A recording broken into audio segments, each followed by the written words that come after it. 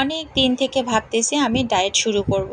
কিন্তু বিশ্বাস করেন আমি না ভয়ে শুরু করতে পারিনি যে আসলেও আমি কি ডায়েট করতে পারবো, আর ডায়েট করে কি আসলে এতগুলো ওজন কমাতে পারবো। এটা ভাবতে ভাবতে আমি প্রায় 1.5 বছর পার করে দিয়েছি, কিন্তু ডায়েট আর শুরু করতে পারিনি। এভাবে চলতে চলতে একটা পর্যায়ে বর্তমানে এখন আমার ওয়েট এত বেশি বেড়ে গেছে যে আমার হাঁটুর মধ্যে ব্যথা, পায়ে ব্যথা, পায়ের গিরালিতে ব্যথা, সব জায়গায় ব্যথা। আমি যে একটু দ্রুত উঠবো সেই উঠতে পারি না, একটু হাঁটলে পা ব্যথা করে।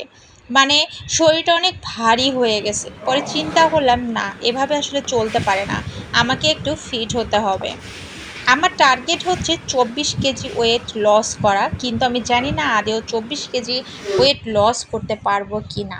তবে 20 কেজি ওয়েট লস হলে এটাই এনাফ।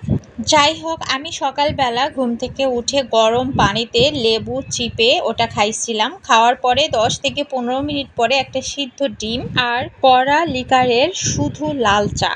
এখানে ব্ল্যাক কফিটা খেতে বলা হয়েছিল, কিন্তু আমার বাসায় ব্ল্যাক কফি ছিল না, এই কারণে আমি লাল চা খেয়ে ফেলছি।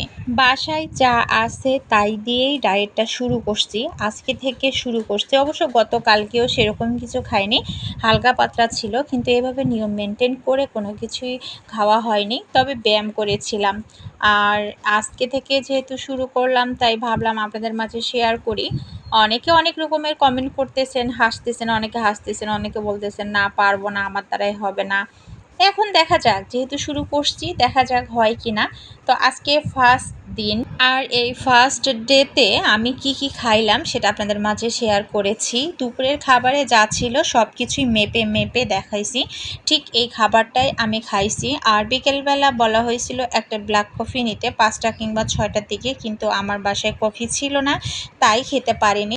আর রাতের বেলা ডিনারে আমি এখানে 1 কাপের জায়গায় হাফ কাপ ভাত নিয়েছি। এই হাফ কাপ ভাতটাও আমার স্টপ ছিল, কিন্তু আমার এত বেশি খিদা লাগছে, আমি না থাকতেই পারছি না, এই কারণে আমি ভাতটা খেয়ে ফেলছি। যাই হোক, ভিডিওটা লং হয়ে গেল, আর তেমন কিছু বলবো না। আপনারা আয়ানের কথা শুনেন কি বলে, আর শুনতে শুনতে আমি এখানেই শেষ করে দিলাম। সবাই ভালো থাকবেন, সুস্থ থাকবেন। আল্লাহ হাফেজ, আসসালামু আলাইকুম। ও, তোমার শসা ভালো লাগে? তোমার খুব পছন্দ?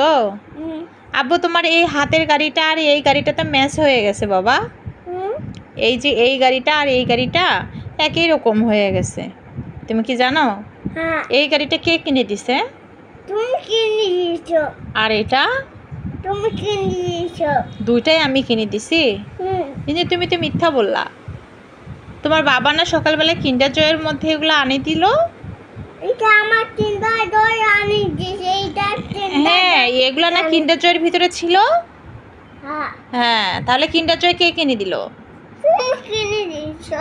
আমি না বাবা। বাবা কিনে দিয়েছে। ওকে, আল্লাহ হাফেজ।